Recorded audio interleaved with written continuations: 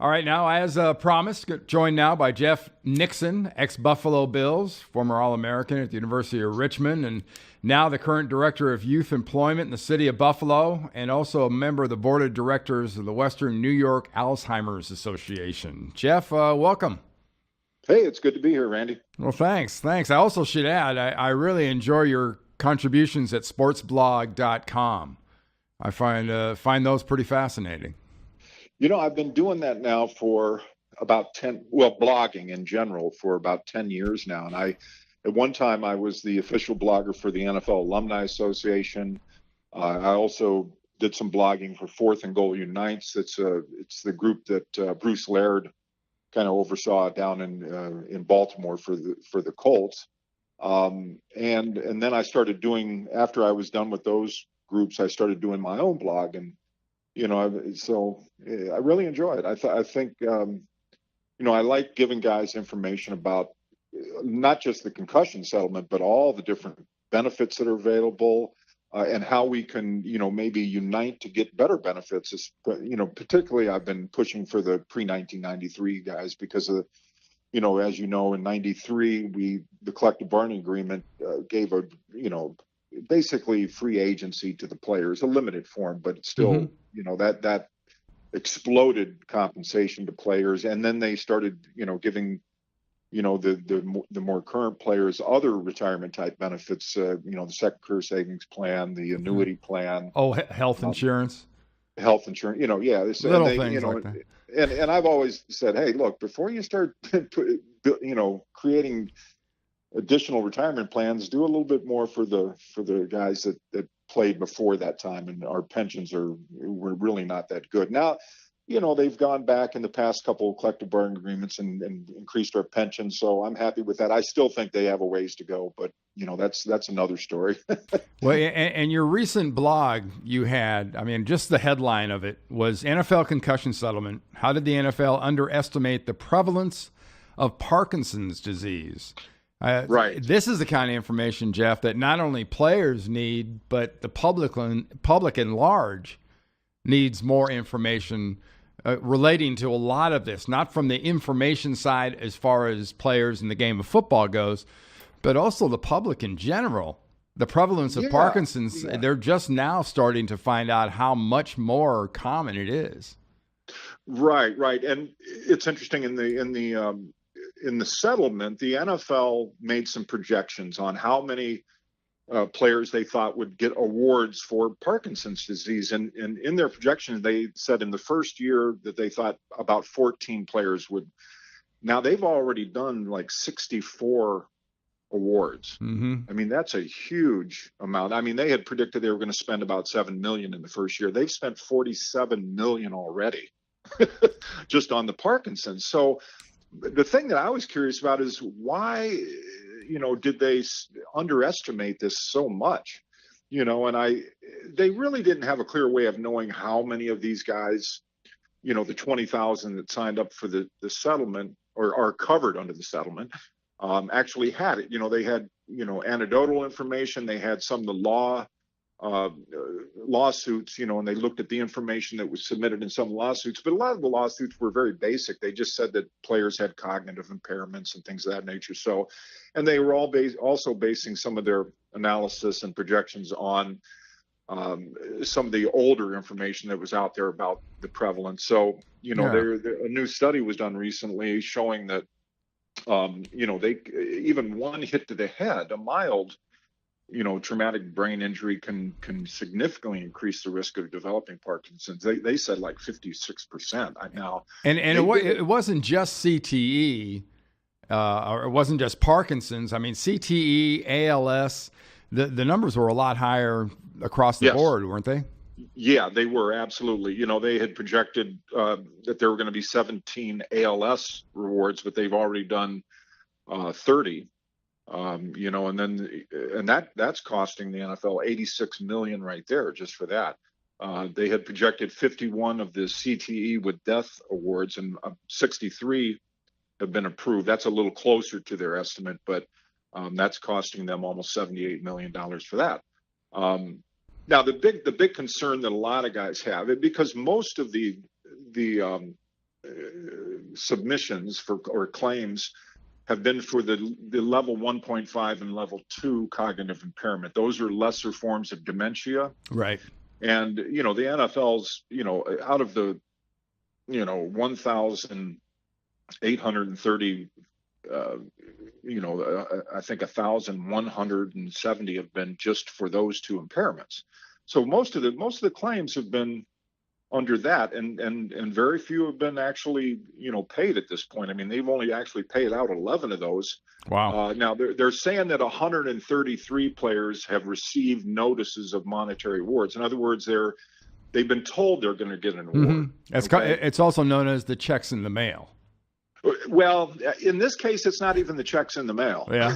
Okay. It's because some of those awards can still be appealed by the NFL, and some of those claims can be audited, and that's what we're finding. And I think that's the biggest thing that's delaying all these payments for these guys is they've gone under audits. And now the NFL has complained that there's widespread fraud. I don't know if you saw the HBO real time with Brian Gumbel last night, but the NFL has claimed there's widespread fraud. The attorney that represents us has stated that, he's not going to let a small number of claims be used as an excuse by the NFL to deny payment to the legitimately injured former players. And so that's important that he came out and said that, because I think that obviously the NFL wants to push back as hard as they can. I think part of it is because they didn't realize they were going to have to dish out so much money for Parkinson's, ALS, and CTE. I think you mean actually have to pay a settlement on the settlement. I said actually pay settlements on the settlement they agreed to. I mean, it's $1 billion originally, right? Well, originally they wanted to try, and the NFL wanted to try and cap it at $675 million. And we were saying, why is there even a cap on this? If you're saying you're going to pay all legitimate claims, and then why is there a cap? And so, our lawyers negotiated a capless, I guess you could say, settlement, saying, hey, it can go as much as it wants. But in return, the NFL said, well, then you have to give us a little bit more power to appeal and audit and things like that, And so, we gave in on that, not realizing that the NFL was really going to try and hammer us over the head with these audits and stuff. Now, let me say this. The NFL can't say, hey, I want that claim audited. They're not allowed to do that. All they can do is give information to the claims administrator. Now, the claims administrator is not associated with the NFL. It's an independent organization, company that and a lot of people feel that they're being influenced by the NFL. Well, we've got lawyers that have pushed back on a number of different issues and have beat them. I mean, keep this in mind. The NFL has appealed right now. Well, at one point, it was up to like 70 appeals. But out of all those appeals, they've only won 2 cases. They've only had 2 claims overturned. And that's because our lawyers are doing a good job helping these guys fight these appeals of the NFL. I don't know how many they're going to ultimately win. But the other thing that happens is the NFL, if they find out that let's say, through their own investigation, they find out that a guy is working and he's doing a blog and he's doing this and that and the other in the community, yet he got an award for level 2 cognitive impairment, then that would raise flags. You know what I mean? Right. Because I'm not saying that you have to be a slobbering idiot to get an award, because you don't. You just have to have some severe memory issues, and they have to be kind of documented through the baseline assessment program, or doctors that came before that, that did assessments before January 7th, 2017. And a lot of the guys, have been upset because they kind of started changing the rules of the game.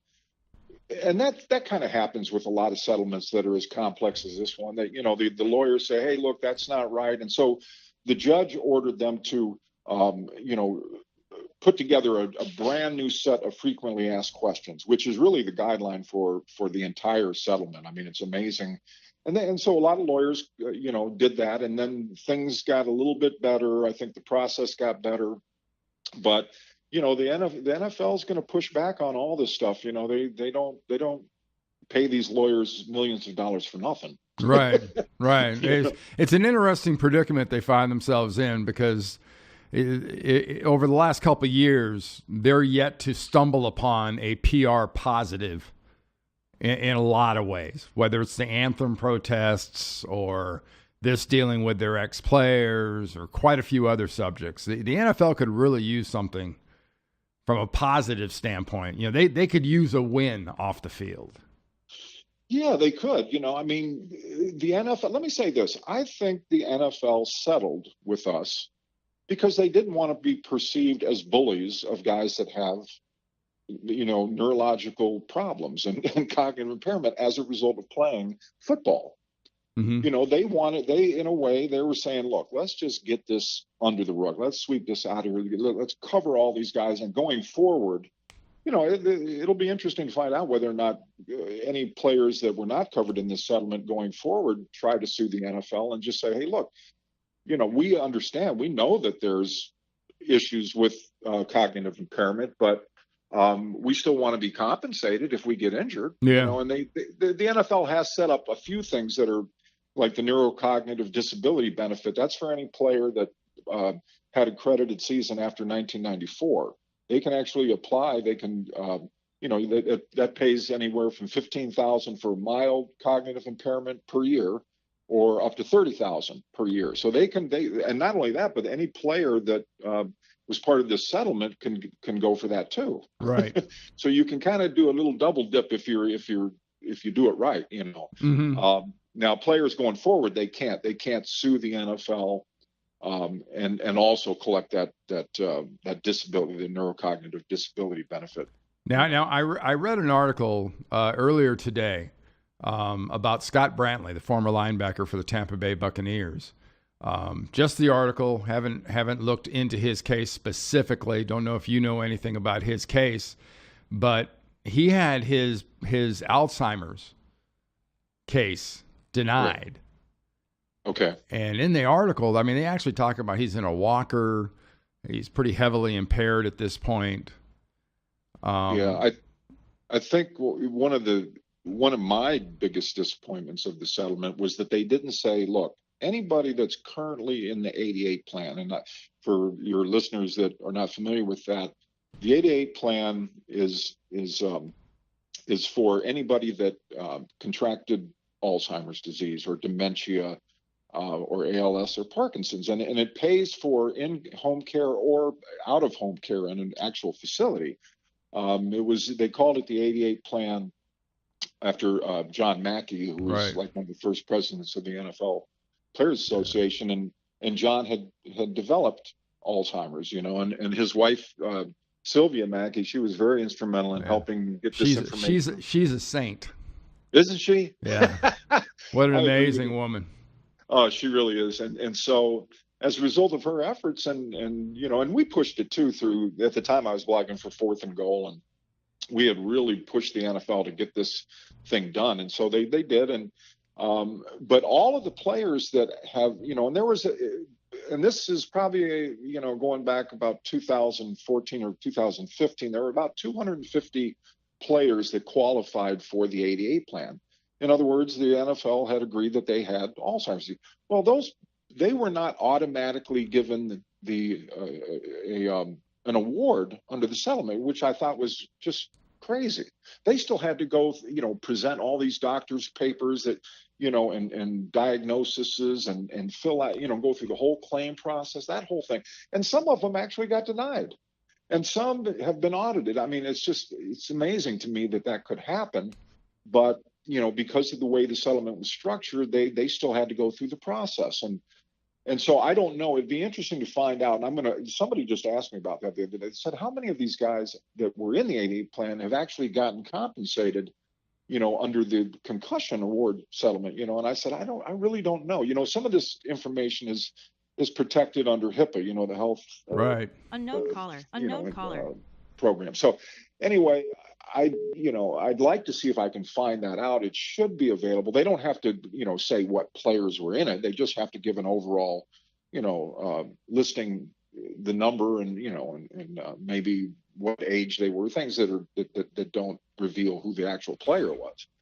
But I'd be curious to find that out. And that, a lot of guys that that have the symptoms of Alzheimer's and cognitive impairment, they've gone through the baseline assessment program, or they've gotten diagnosed by doctors in what they call the pre-effective date before January 7th, 2017. And they've had to gather up all this documentation, and it's very tough, especially if you're, these are players that are cognitively impaired. Yeah. The only, hopefully they've got lawyers that can work with them, or wives or family members that can assist them. And I think that's happening in quite a few cases where players are represented pro se, by themselves, and so, but in complicated cases like this, I would, suggest. Now, I'm not saying they have to give a third of their award away. That's typically what happens when you file an initial lawsuit. But now that all that stuff is done, and we're at the point where they can file claims and get doctor reports, I think a fee for services would be fine with a lot of these lawyers. Yeah, that's what I suggest for the guys. Well, I know from my standpoint, Jeff, I basically signed up as part of the suit and in the program, basically with the thought, do I have impairment at this time? Right. I don't think so.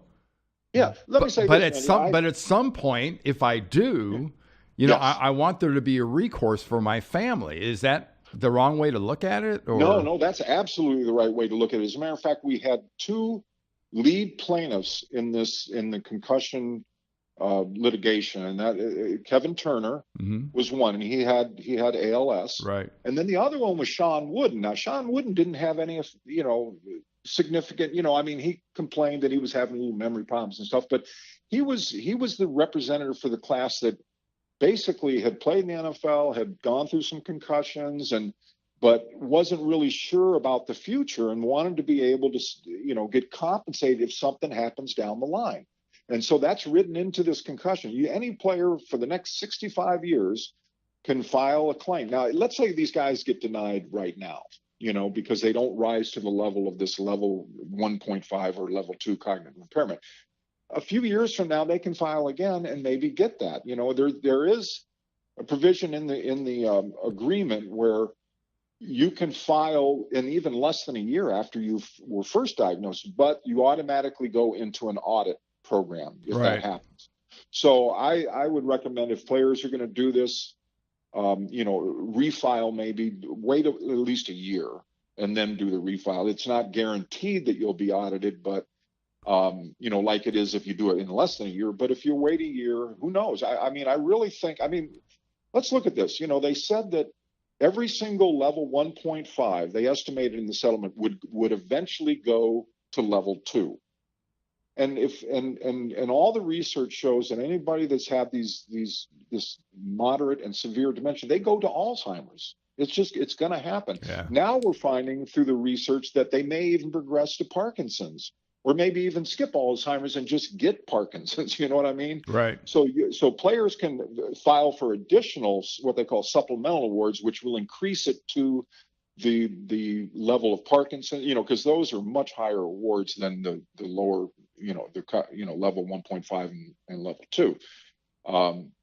So yeah, we needed to make sure in this settlement that everyone that might develop an impairment in the future, gets compensated. What's nice about it too is, we know that the general population is going to get some of these things, Alzheimer's, Parkinson's, ALS, whether they played in football or not.